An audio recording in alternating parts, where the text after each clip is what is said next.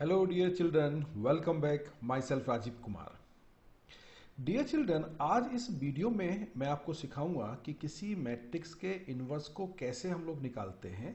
आज का जो टॉपिक हमने लिया है ये क्लास 12 की एक्सरसाइज 4.5 का है, जहां हम लोग सीखना है कि इन्वर्स को कैसे निकाला जाता है, इन्वर्स क्या होता है किसी मैट्रिक्स का. तो यहाँ जो आज हम वर्क करेंगे वो टोटली इन्वर्स करेंगे. हम पहले 2x2 मैट्रिक्स का इन्वर्स निकालना सिखाएंगे आपको. इसके बाद हम यहाँ पर 3x3 मैट्रिक्स के इन्वर्स को निकालना सिखाएंगे. इन्वर्स क्या होता है ये जानने के लिए यहाँ एक छोटी सी डेफिनेशन मैं आपको बता रहा हूँ. उस इन्वर्स के बारे में आप समझे क्या है. यहाँ पहले वो डेफिनेशन में पढ़ रहा हूँ, फिर मैं आपको बहुत आसान से शब्दों में बताऊंगा. यहाँ लिखा हुआ है, जो लिखा मैंने, for every non singular square matrix of order n, यानी कि एक स्क्वायर मैट्रिक्स है, 2x2 की हो सकती है, 3x3 की हो सकती है, उससे ज्यादा की भी हो सकती है. There exists another square matrix of the same order such that AB equals to IN. यहाँ ये समझना बहुत जरूरी है कि AB equals to IN का क्या मतलब है. इसका मतलब है अगर A एक स्क्वायर मैट्रिक्स है और उसकी मल्टीप्लाई उसी ऑर्डर की दूसरी मैट्रिक्स B से कर दी जाए, तो ऐसा करने पर अगर दोनों मैट्रिक्स का मल्टीप्लिकेशन आइडेंटिटी मैट्रिक्स में कन्वर्ट हो जाता है तो मैट्रिक्स बी ए का इनवर्स कहलाएगी. यानी matrix B is called the inverse of A. देखिए, मैं आपको उसको फिर से एक आसान से शब्दों में आपको समझा रहा हूं. अगर मैं आपसे कहूं कि यहाँ सिंपल लैंग्वेज में इस्तेमाल करते हुए कहा जाए कि अगर किसी मैट्रिक्स की मल्टीप्लाई दूसरी मैट्रिक्स से करने पर आइडेंटिटी मैट्रिक्स बन जाता है तो दूसरी मैट्रिक्स पहली मैट्रिक्स का इनवर्स कहलाती है. इसको उल्टा भी बोल सकते हैं कि पहली मैट्रिक्स दूसरे का इनवर्स कहलाती है. ये तो होगी इनवर्स की डेफिनेशन के बारे में. अब इनवर्स निकालने का फॉर्मूला क्या है. आपको अगर आपने वीडियो देखा हो तो मैंने जब यहाँ एडजॉइंट डिस्कस किया था, इससे पहली वीडियो में डिस्कस करा था, तो एडजॉइंट की एक प्रॉपर्टी होती है जिसको हमें जानना जरूरी है. प्रॉपर्टी क्या कहती है कि ए एडजॉइंट ए की मल्टीप्लाई करते हैं तो वो determinant of a along with the identity matrix देता है. फिर से समझें, अगर किसी मैट्रिक्स की मल्टीप्लाई उस मैट्रिक्स के एडजॉइंट से कर दी जाती है तो वहां जो रिजल्ट आता है वो आता है एडजॉइंट डिटर्मिनेंट, और साथ में मल्टीप्लाई में आता आइडेंटिटी मैट्रिक्स. तो यहीं से फॉर्मूला जो निकलेगा वो निकलेगा आपका इनवर्स का फॉर्मूला निकलेगा. और कैसे निकलेगा आप देखिए, मैं इसको यहां पे ले गया तो ये बच्चा मेरे पास आइडेंटिटी मैट्रिक्स, राइट. अब आइडेंटिटी मैट्रिक्स का मतलब क्या होता है, वो उसकी मल्टीप्लाई किसी भी करने नंबर से करने पर कोई फर्क नहीं पड़ता है. अब ये वाली वैल्यू में इधर ले गया यहां, तो जब मैं आइडेंटिटी ए की मल्टीप्लाई यानी कि ए इनवर्स की मल्टीप्लाई आइडेंटिटी मैट्रिक्स से करूंगा तो वो केवल और केवल आइडेंटिटी इनवर्स मैट्रिक्स बनेगा. ठीक है, तो वो इनवर्स कहलाएगा. तो यहां इस तरह से इस फॉर्मूले को हम निकाल सकते हैं. अगर आप ध्यान से देखें स्टेप बाय स्टेप करके, तो मैं आपको एक बार फिर से यहाँ पे बता रहा हूँ इस फॉर्मूले को. सबसे पहले इस फॉर्मूले को नोट करें. ये फॉर्मूला आपको दिखाई दे रहा है. इस फॉर्मूले में आपने थोड़ी सी कैलकुलेशन की, आप ऐसे आगे कैलकुलेशन करने के बाद लास्ट में आप देखें तो ए इनवर्स यहाँ से इस फॉर्मूले से निकल जाएगा. तो ए इनवर्स का जो फॉर्मूला आप देख रहे हैं वो फॉर्मूला हमारे पास है adjoint A divided by its determinant. अगर किसी मैट्रिक्स के एडजॉइंट को उसके डिटर्मिनेंट से डिवाइड कर दिया जाता है तो वो उस मैट्रिक्स का इनवर्स कहलाता है. और यही फॉर्मूला इनवर्स निकालने का है. ठीक है, अब हम इसको सीखते हैं एग्जाम्पल से. तो यहां मैंने एनसीईआरटी के कुछ क्वेश्चन लिए हैं जहां मैं आपको सिखा रहा हूं. सबसे पहले क्वेश्चन नंबर 5 मैंने आपके लिए यहां लिया है. तो यहां क्वेश्चन नंबर 5 में जो मैट्रिक्स दे रखी है वो मैट्रिक्स मेरे पास है, यहां पर है, ये है 2 -2 4 और 3. मैंने इस मैट्रिक्स को मान लिया ए, यानी कि मैट्रिक्स ए बन गया 2 -2 फर्स्ट रो होगी, 4 और 3 ए इसकी सेकंड रो होगी. अब बच्चों एक बात बहुत जानना बहुत ही क्लियर है, वो ये है कि जब हम किसी मैट्रिक्स का इनवर्स निकालते हैं तो हमें डिटर्मिनेंट को निकालना कंपलसरी है. तो हमने इस मैट्रिक्स के डिटर्मिनेंट फॉर्म बना दी, आपको दिख रहा होगा. क्रॉस मल्टीप्लाई करेंगे, आपको डिटर्मिनेंट निकालना आता है, तो सोल्व होके ये वैल्यू आ गई -14. अगर किसी मैट्रिक्स का डिटर्मिनेंट नॉन जीरो होगा तो वो मैट्रिक्स कहलाएगी नॉन सिंगुलर मैट्रिक्स. अगर वो जीरो हो गया तो सिंगुलर मैट्रिक्स कहलाती है. तो डियर चिल्ड्रन, ये बात को याद रखना बहुत जरूरी है कि इनवर्स उन मैट्रिक्स का ही निकलता है जो नॉन सिंगुलर होती है. तो यहाँ जो मैट्रिक्स है वो नॉन सिंगुलर मैट्रिक्स है, ठीक है। तो यहां हमने लिखा कि matrix A is a non singular, hence A inverse exist, तभी उसका इनवर्स निकल सकता है, अदरवाइज इनवर्स नहीं निकल सकता है। अब देखिए यहां हमारे पास जो सोल्व होके आ गया वो वैल्यू आ गई हमारे पास, यहाँ पे 14 आ गया, इसका डिटर्मिनेंट फॉर्म आ गया, आंसर आ गया। अब मुझे एडजॉइंट निकालना है। तो डियर चिल्ड्रन, एडजॉइंट निकालने का जो फार्मूला शॉर्टकट मैंने आपको बताया हुआ है वो शॉर्टकट ये है, अगर किसी भी मैट्रिक्स का एडजॉइंट मुझे निकालना 2x2 का शॉर्टकट मेथड से, तो आप इसका मेन डायगोनल देखें, मेन डायगोनल दिखाई दे रहा है आपको क्या है, AD है। अब आप इसको यहाँ देखें तो उल्टा हो गया, जहां A था वहां D आ गया, जहां D था वहां पर A आ गया, ठीक है। आपकी इस बात समझ में आ गई वाली। फिर से देखें, ये मेन डायगोनल इसका AD, अब आप देखें तो AD आपस में इंटरचेंज हो गए, जहां A था वहां D आ गया, ठीक। अब आगे देखें, ये आप देखो इसका सेकंड डायगोनल यानी कि BC दिखाई दे रहा है, तो BC वही का वही है, लेकिन यहाँ पर जो वैल्यू है वो माइनस साइन के साथ है, ये भी माइनस है और यहाँ पर ये वैल्यू भी माइनस आपको दिखाई दे रही है, ठीक है। तो इस तरह से हम 2x2 का डायरेक्ट एडजॉइंट निकाल लेते हैं। तो जो मैट्रिक्स आपको दिख रही थी उस मैट्रिक्स का जो मेन डायगोनल आप देखेंगे ध्यान से, तो मेन डायगोनल यहाँ पे कितना दे रखा है आपको 2 3, तो यहाँ कितना हो गया 3 2, राइट है। सेकेंडरी डायगोनल जो आपको दे रखा है मैट्रिक्स का वो है आपका कितना माइनस के 4 2, तो ये हो जाएगा प्लस के 2, सॉरी माइनस के, ये मैं एक बार फिर से आपको बताता हूँ, यहाँ इसको मैं फिर से आपको बता रहा हूँ, यहाँ पे ये कितना है माइनस के 2 4, तो यहाँ हो जाएगा प्लस का 2 माइनस 4, आपस में उल्टे हो जाएंगे, ठीक है। तो इस तरह से हमने इसका ये एडजॉइंट निकल के आ गया, यहाँ पे ये एडजॉइंट निकल के आ गया। अब आपको पता है इनवर्स का फार्मूला होता है, अगर एडजॉइंट को डिटरमिनेंट से डिवाइड करते हैं तो उस मैट्रिक्स का इनवर्स आएगा।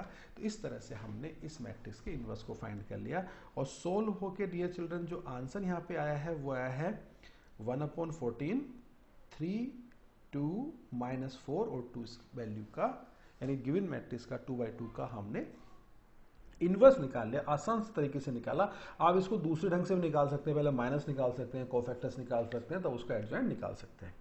आई होप आपको समझ में आया होगा। अगर समझ में आया होगा तो प्लीज वीडियो को लाइक करें, चैनल को सब्सक्राइब जरूर करें। अब हम डियर चिल्ड्रन सीखेंगे 3x3 मैट्रिक्स का। देखिए यहां पर मैंने एनसीईआरटी का क्वेश्चन नंबर 8 लिया हुआ 4.5 का, तो यहां जो क्वेश्चन नंबर 8 था यहां मैंने उसको ए मान लिया। पहली रो है इसकी 1 0 0, दूसरी रो है 3 3 0, थर्ड रो है 5 2 और -1 इसकी थर्ड रो है। तो डिटरमिनेंट निकालने की, सॉरी एडजॉइंट निकालने के लिए मुझे सबसे पहले निकालना पड़ेगा, यानी कि जब इनवर्स निकालते हैं तो इनवर्स को हम एडजॉइंट से डिवाइड करते हैं, तो इनवर्स जब हम निकालेंगे तो उसको हम उसके डिटरमिनेंट से डिवाइड करेंगे। तो डिटरमिनेंट 3/3 का आपको निकालना सबको आता है, ये डिटरमिनेंट फॉर्म यहाँ पे बन गया। अब आपको पता है कि फर्स्ट रो के अलग एक्सपेंड कर दो, तो फर्स्ट रो के अलग एक्सपेंड करेंगे, आपको करना आता है, ये हम पहले ही सीख चुके हैं। तो जब एक्सपेंड करेंगे डिटर्मिनेंट को तो इसकी वैल्यू -3 आएगी, जो कि नॉन जीरो है, यानी कि matrix A is a non singular, hence A inverse exist. Determinant आपको एक्सपेंड करना आता है, अगर नहीं आता तो मेरे पुराने वीडियो देखें, वहां पर मैंने ये वीडियो बना के डाले हुए हैं कि how to expand the determinant, और उनके लिंक मेरे चैनल पे आपको मिल जाएंगे।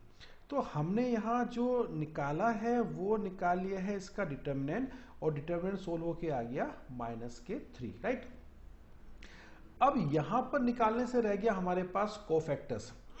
कोफैक्टर्स निकालना, तो डियर चिल्ड्रन कोफैक्टर्स की वीडियो मैंने अलग से बना के डाली हुई है, जहां उसको आप देख सकते हैं। अगर आपने नहीं देखा है तो यहां मैं उसका लिंक प्रोवाइड करा रहा हूं, जहां से आप उसको देख सकते हैं। और साथ ही साथ जो अदर वीडियो भी है वहां भी इस लिंक में यहाँ इस तरह से आपको यहाँ मिल जाएंगी, उसको आप यहाँ से देख सकते हैं, ठीक है। तो यहाँ मैं थोड़ा बेसिक ही बताऊंगा कोफैक्टर्स निकालने का कॉन्सेप्ट, क्योंकि हम उसको पहले डिस्कस कर चुके हैं। अगर यहाँ डिस्कस करेंगे तो वीडियो काफी लंबा हो जाएगा, तो मैं यहाँ दिखा रहा हूं। जैसे मान लीजिए आप देखें यहाँ पे, तो पहला नंबर का जो कोफैक्टर है उसको A11 से रिप्रेजेंट करेंगे, यानी कि इसको मैं आपको दिखाता हूं, ये A11 से रिप्रेजेंट करेंगे, दूसरे एलिमेंट को A12 से, तीसरे को A13 से, यानी कि पहले का कोफैक्टर कहलाएगा A11, दूसरे का कहलाएगा A12, तीसरे का कहलाएगा A13, यानी कि फर्स्ट रो के नंबर्स की हम बात कर रहे हैं। तो मैं आपको ये 3 नंबर निकालना सिखा रहा हूँ, बाकी नंबर्स को आप जैसे मैंने पहले वीडियो में डाला हुआ है वहां से आप सीख सकते हैं। तो देखिए पहला जो कोफैक्टर है उसको A11 हमने कहा, तो A11 यानी फर्स्ट नंबर। तो फर्स्ट नंबर जो आ रहा है वो किस रो किस कॉलम में आ रहा है उसको देख लीजिए। फर्स्ट नंबर जो आ रहा है वो आपका आ रहा है फर्स्ट रो में और फर्स्ट कॉलम में आ रहा है। तो फर्स्ट रो फर्स्ट कॉलम को छोड़ दीजिए, क्या बचता है आपके पास? आपके बचता है 3 0 2 और -1 यहां पे बचता है। तो ये दिख रहा है आपको 3 0 2 और -1 बचा। यहाँ प्लस लगा हुआ है तो आपके मन में सवाल आएगा सर प्लस यहाँ पे क्यों लगाया गया है? क्योंकि आप देखो फर्स्ट रो फर्स्ट कॉलम में आ रहा, तो -1 की पावर करते हैं first row plus first column, तो सोल्व होके आएगा -1 की पावर 2, यानी कि -1 की पावर 2 1 ही होगा, पॉजिटिव होगा। इस तरह से पॉजिटिव लिया। सेकंड वाले में 1 + 3 ओड नंबर आया तो नेगेटिव आया। यहाँ थर्ड वाले में 1 + 3 इवन नंबर आ गया तो यहाँ पॉजिटिव आएगा। ऐसे हम इसको निकालते हैं, ठीक है। तो जब इसको एक्सपेंड करेंगे तो ये वैल्यू एक्सपेंड यहाँ करी जाएगी, तो सोल्व होकर ये वैल्यू आपकी -3 यहाँ आ जाएगी। आपको समझ में आया होगा।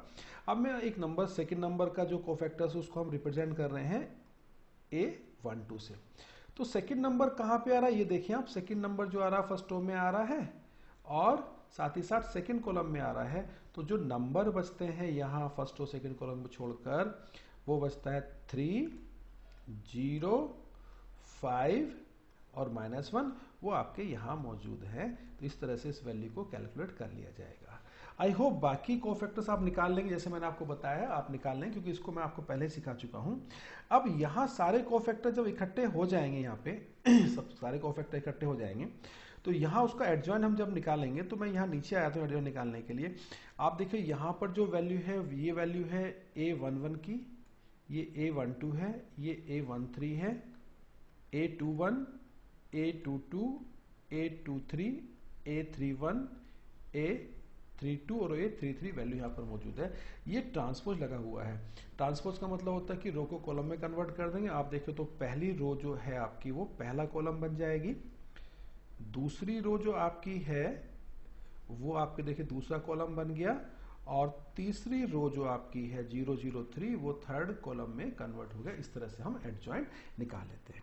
हम लोग जो सीख रहे हैं मेनली इस एक्सरसाइज में, यहाँ पर जो वीडियो में सीख रहे हैं वो सीख रहे हैं कि how to find the inverse of a matrix. तो इनवर्स का फॉर्मूला आपको पता है कि अगर किसी मैट्रिक्स को किसी मैट्रिक्स के एडजॉइंट को उसके डिटरमिनेंट से डिवाइड कर देते हैं तो उसका इनवर्स निकल जाता है। तो डिटरमिनेंट की वैल्यू कितनी थी? -3 थी, जो हमने यहाँ पे रख दी, और ये पूरी की पूरी वैल्यू जो है उसके एडजॉइंट की है। तो इस तरह से 3x3 मैट्रिक्स का डियर चिल्ड्रन हमने इनवर्स निकालना सीख लिया है, ठीक है। तो मेन यहाँ पे जो इनवर्स निकालना सीखा गया वो सिर्फ ये सीखा गया कि हमें एडजॉइंट तो पहले से ही पता था, हमने सिर्फ उस वैल्यू को उसके डिटरमिनेंट से डिवाइड कर दिया है, ठीक है।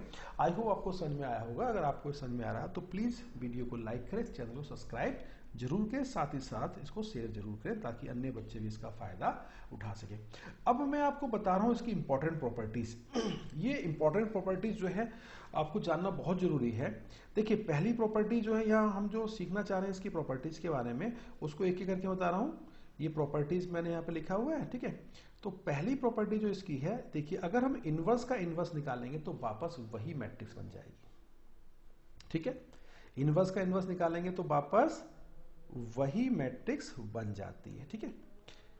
अगर हम किसी मैट्रिक्स का इनवर्स मैट्रिक्स का एडजॉइंट निकाल लें, या एडजॉइंट निकालने के बाद उसको हम 1 कर देंगे तो उसका आंसर सेम होगा, अलग नहीं होगा। फिर से सीखें, अगर हम किसी इनवर्स मैट्रिक्स का एडजॉइंट निकालेंगे तो वो 1 डिटर्मिनेंट के इक्वल होगी। सॉरी मैं गलत बता गया थोड़ा सा, आपको फिर से करेक्ट करता हूं। डिटर्मिनेंट हम डिटर्मिनेंट निकालने हैं, अगर किसी मैट्रिक्स का डिटर्मिनेंट निकालेंगे तो वो 1 डिटर्मिनेंट के इक्वल होगा। अब आती थर्ड प्रॉपर्टी के अंदर, आप ट्रांसपोज करके इनवर्स निकाल लीजिए या इनवर्स करके ट्रांसपोज निकालिए, दोनों वैल्यू सेम कहलाएगी, गलत नहीं कहलाएंगी, दोनों वैल्यू सेम होगी। फिर से सीखें, ट्रांसपोज करके इनवर्स निकालें या इनवर्स करके ट्रांसपोज निकालें, दोनों वैल्यू सेम आएगी। अब आते हैं प्रॉपर्टी नंबर 4 पे।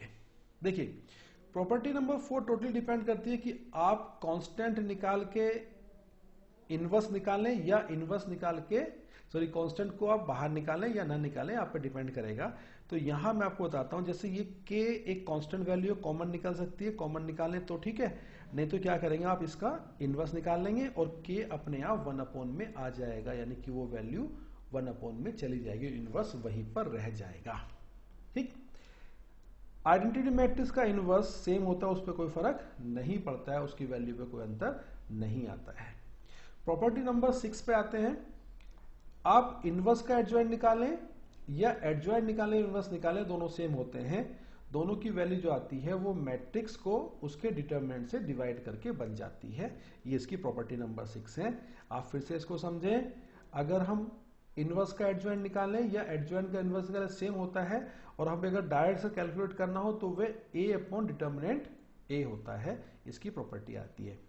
प्रॉपर्टी नंबर जो 7th है वो यहां देखिए, जब हम दो मैट्रिक्स का इनवर्स निकालते हैं मल्टीप्लाई करके तो वो आपस में अपने सीक्वेंस को ऑर्डर चेंज कर देता है। यानी कि आप इसको मैं ऐसे बताऊं, पहले a था फिर b था, जब इनवर्स निकालेंगे तो b इनवर्स a इनवर्स हो जाएगा। डियर चिल्ड्रन, प्रॉपर्टी नंबर 8 को आपको बड़े अच्छे समझना, क्योंकि एग्जाम में बहुत सारे क्वेश्चन आते हैं, कंपटीशन में क्वेश्चन आते हैं कि अगर कोई डायगोनल मैट्रिक्स है, कोई मैट्रिक्स अगर डायगोनल है तो अगर हम उसका इनवर्स निकालेंगे तो उसका इनवर्स में जो डायगोनल होंगे वही बदलेंगे, उसके 1 में हो जाएंगे, यानी कि वो 1 में कन्वर्ट हो जाएंगे। यह एक एग्जाम्पल से मैं आपको समझा रहा। एग्जाम्पल देखें, जैसे यहाँ एक एग्जाम्पल मैंने लिया है, वो एग्जाम्पल नीचे लिखा हुआ देखिए, यहाँ पर एक मैट्रिक्स आपको सामने दिख रही है। ये मैट्रिक्स में इसका डायगोनल क्या है, पहला ये a b c नंबर दे रखे हैं। जब मैं इसका इनवर्स निकालूंगा तो केवल 1/a 1/b और 1/c ही होगा। ठीक है, प्रॉपर्टी नंबर लास्ट समझिएगा, यहाँ पर 8-9 प्रॉपर्टी में लिखी। इस मैट्रिक्स को आप ध्यान से देखें, ये matrix competition point of view के हिसाब से इंपॉर्टेंट है। इसका जो 4th कॉलम 3rd कॉलम देखें और 3rd रो देखें, दोनों सेम है। ये 0 0 1 होनी चाहिए दोनों। अब यहां जो नंबर आपको दिख रहा है, बाकी जो नंबर बचे ये दोनों कोस है, सेम होने चाहिए, और ये दोनों सेम होने चाहिए, लेकिन ये नंबर माइनस के साथ होना चाहिए, ये वाला नंबर जिसकी हम बात कर रहे हैं। तो जो वैल्यू सोल्व होके आती है इनवर्स की, वो डायरेक्ट माइनस निकल जाएगा। अगर ये fx है तो यहां पर वैल्यू सोल्व होके जो आएगी वो आएगी केवल a inverse equals to f minus x solve होके आएगी। तो डियर चिल्ड्रन, यही इतना ही सब कुछ था इसमें इनवर्स के बारे में सीखने के लिए। उम्मीद करता हूं कि आपको ये सब समझ में आया होगा। अगर आपको समझ में आया है तो प्लीज मेरे वीडियो को सब्सक्राइब करें, लाइक करें, साथ ही साथ इसको शेयर जरूर करें ताकि अन्य बच्चे इसको सीख जाएं। कल मिलते हैं एक नए वीडियो के साथ। Till then, stay healthy, stay fit, keep learning. जय हिंद, जय भारत।